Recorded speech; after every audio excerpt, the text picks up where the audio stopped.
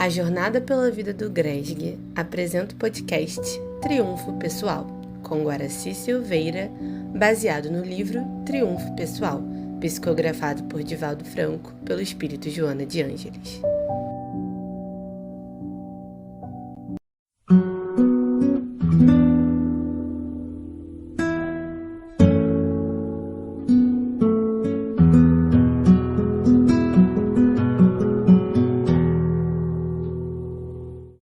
Prezados irmãos e irmãs que estão estudando conosco o livro Triunfo Pessoal, da Joana de Ângeles, eu sou o Guaraci de Lima Silveira, da cidade de Juiz de Fora, e nós estamos ainda no primeiro capítulo do livro, o Espírito e o Cérebro, agora no último item que a Joana de Ângeles denominou de o alvorecer da consciência. Então vamos lá. Nós já estudamos que a consciência emerge do inconsciente a partir de um passado histórico vivido em milhares e milhares de anos pelo princípio espiritual. Chega um momento nessa evolução em que a consciência, ou seja, aquele fator extraordinário que o self possui, ele vai emergir e vai tomar conta de si mesmo. Aliás, o Jung, ele trabalha essa palavra si mesmo exatamente nesse propósito. Quando a consciência toma parte do processo e a partir daí ela será a buscadora das verdades. Então veja bem, Jung, em uma análise profunda, estabeleceu que a existência só é real quando é consciente para alguém. Ele afirma a necessidade que o Criador possui em relação ao homem consciente. Isso é de uma grandeza impressionante. Como Deus precisa do seu filho consciente.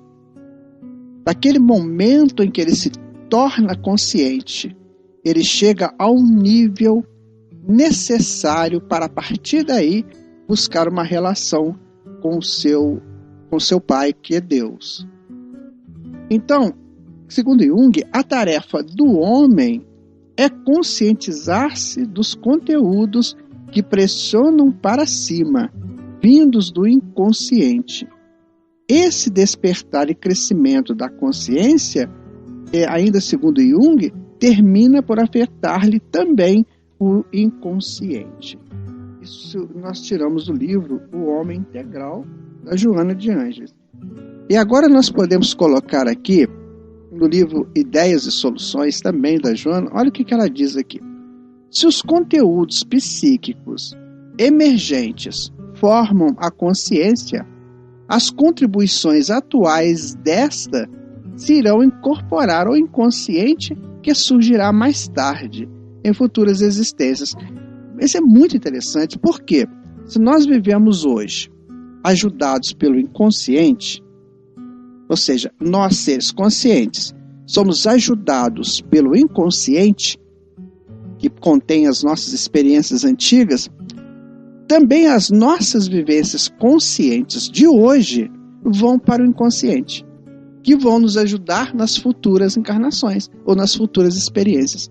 Está vendo como é que a relação é perfeita? Esse jogo de oposto, consciente e inconsciente, ele traz uma perfeição imensa, como diz, dessa antimonia, ou seja, mesmo eles paradoxalmente não sejam a mesma coisa, mas eles se completam nas suas ações. O inconsciente ajuda a consciência aprende, arquiva para o inconsciente, que futuramente vai ajudar a consciência de novo, e assim vamos nós. Viver é maravilhoso, prezados amigos e amigas, mas viver dentro desses conhecimentos, porque senão nós vamos viver como que vegetando no mundo, e isso não é nada bom, não é nada bom. Por isso que nós estamos fazendo esse estudo, tentando entender como é que é essa relação nossa conosco mesmo e com o mundo. Quando eu acordo pela manhã, vindo depois de uma etapa que vivi fora do corpo físico por uns instantes, eu tenho que voltar com esse conhecimento. Eu estou agora adquirindo novas experiências, esse dia vai surgindo agora, ele vai me trazendo novas experiências. Por isso que se recomenda a prece, quando nós acordamos, para que a gente peça a Deus que nos guarde, a fim de que as experiências do dia nos sejam úteis, porque elas serão arquivadas no inconsciente e, de algum momento, elas vão emergir para o consciente. Se eu vivo um dia mal vivido, porque eu quis que ele fosse mal vivido, porque a escolha é minha, eu estou ali arquivando no meu inconsciente aquelas escolhas erradas. Se eu correlaciono com uma pessoa e essa pessoa não é do meu agrado, esse relacionamento, então tudo aquilo que eu arquivar, que eu viver naquela experiência do dia contra aquela pessoa, estará me potencializando para sempre estar contra aquela pessoa. Daí nós podemos pensar assim, então Deus errou comigo. Eu não tinha que colocar essa pessoa no meu caminho, só que essa pessoa está no meu caminho. O que eu tenho que fazer? Buscar experiências melhores com essa pessoa ou com essa situação. Aí você pode expandir isso para o seu lado profissional, seu lado social, enfim. E eu vou melhorar o meu relacionamento com aquilo que não me é agradável, para que eu arquive no inconsciente propostas melhores, para que quando o inconsciente mandar para a consciência, mande coisa melhor em relação àquele oposto aos meus desejos. Então isto é essa relação de opostos entre consciente e inconsciente. Nós estamos o tempo todo vivenciando isso. Então quando eu vou assistir uma palestra espírita, o que eu estou mandando para o meu inconsciente? Informações praticamente novas, porque o Espiritismo é muito novo, e nós somos novos no Espiritismo, por isso nós oscilamos tanto. De formas que, quando eu assisto uma palestra, quando eu leio um livro espírita, quando eu participo de um grupo de estudos de obras espíritas, quando eu leio Allan Kardec, André Luiz, Emmanuel, o que eu estou mandando para o inconsciente? Informações novas, que vão me ajudar depois. Porque na hora que eu precisar, o inconsciente manda para a consciência aquele conteúdo. E a consciência, então, enriquecida daquele conteúdo, ela vai aprender a buscar melhores conteúdos. E assim vamos nos soltando. E esse desenvolvimento, segundo Joana, é longo e doloroso. Porquanto, através do símbolo que nele permanece, a sua consciência se torna espiritualmente rica de valores, alcançando a autoconsciência. Aí sim nós vamos chegar a um nível melhor. Eu tenho conhecimento de mim. Assim a criatura humana consegue o entendimento do seu próprio ser, tornando-o visível como um objeto através da representação dos deuses adormecidos no interno panteão do inconsciente pessoal. Ou seja, lá no passado eu usei mitologia. Vocês sabiam que naquele passado histórico, talvez há 2.500 anos atrás, ou 500, 600, 1.000 anos antes de Jesus, a mitologia era um fato comum, corriqueiro entre as pessoas. Elas viviam trabalhando essa questão de panteão, de deuses, de heróis, esses mitos todos. A partir do conhecimento, da lógica, como os gregos colocaram, logos, a partir daí que nós vamos abafando esses mitos, vamos colocando eles lá bem no fundo, porque agora nós estamos tomando consciência do que realmente é. Então o herói não é o Hércules, não é o Perseu, o Teseu, nada disso. O herói sou eu. Eu sou o herói, que naquele passado representava por um mito, para que eu pudesse aprender com aquele herói a ser herói também. É isso que a mitologia propõe para a humanidade. Eis porque essas representações inconscientes adquirem as expressões simbólicas do poder criador através do próprio mito, da arte, das religiões, da linguagem, e mediante esses componentes, o espírito criador que se faz conhecido, objetivando-se, isto é, tornando-se identificado e alcançando muito lentamente a autoconsciência através da humana consciência. Está vendo como é que tudo é possível, tudo ajuda, tudo enriquece? Por isso a necessidade das vidas sucessivas. Não conseguiríamos isso numa encarnação só. Então é necessário que tenhamos muitas e muitas encarnações para que esse inconsciente vai ficando rico, e quando emerge a consciência mesmo, vai haver essa correlação do inconsciente com a consciência. E aquilo que era antigamente mito, agora passa a ser forças arquetípicas para que eu aprenda a arte, para que eu exerça melhor a minha religião, para que eu busque objetivos melhores para a vida, objetivos cada vez mais grandiosos. E isso, prezados amigos, é para todos nós. E que seja já a partir de agora, quem sabe. E Joana continua aqui, ó.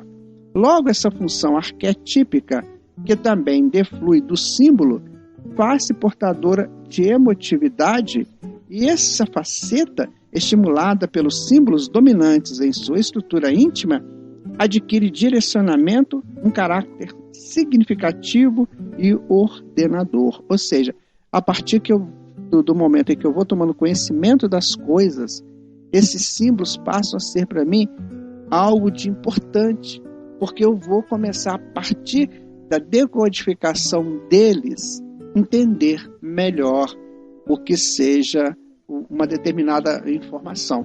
Vou dar aqui um exemplo que às vezes os espíritas não gostam muito que se fale, mas é interessante. É o exemplo da mandala.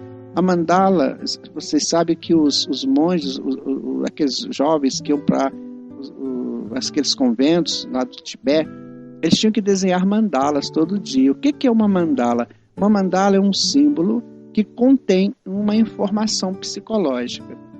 Então eu posso, por exemplo, pensar numa coisa, numa sucessão de eventos que me leve a um conhecimento de algo, e ali eu vou fazendo símbolos. E depois eu faço um grande símbolo que seria a mandala. Então, essas mandalas, no passado, lá da Índia, até atualmente, elas são representações de decodificação de potenciais da alma. É isso que funciona. O self, pré-existente à composição física do ser humano, é possuidor dos símbolos e imagens que se encontram no arquétipo primordial, do qual se origina, conduzindo o embrião do ego e da consciência, que se exteriorizarão por meio das incontáveis experiências de transformação e de redenção na individualidade em que se expressará um dia. E aqui é um ponto decisivo e fatal. O que é o arquétipo primordial? É Deus. Nós emanamos desse arquétipo primordial. O self emana desse arquétipo primordial, trazendo dele imagens e símbolos que vão fazer com que ele cresça. Lembra quando nós dizemos que o Jung colocou que Deus precisa do homem consciente? Ou seja, Deus então impregna a sua criatura de todo aquele conteúdo que ele possui, para que a criatura, a partir daquele conteúdo primordial, busque o seu autoconhecimento através do despertamento da consciência. Penso que está ficando claro para vocês. Veja que nós somos muito importantes. Gosto muito de dizer isso. A nossa importância perante Deus. A nossa importância perante a criação.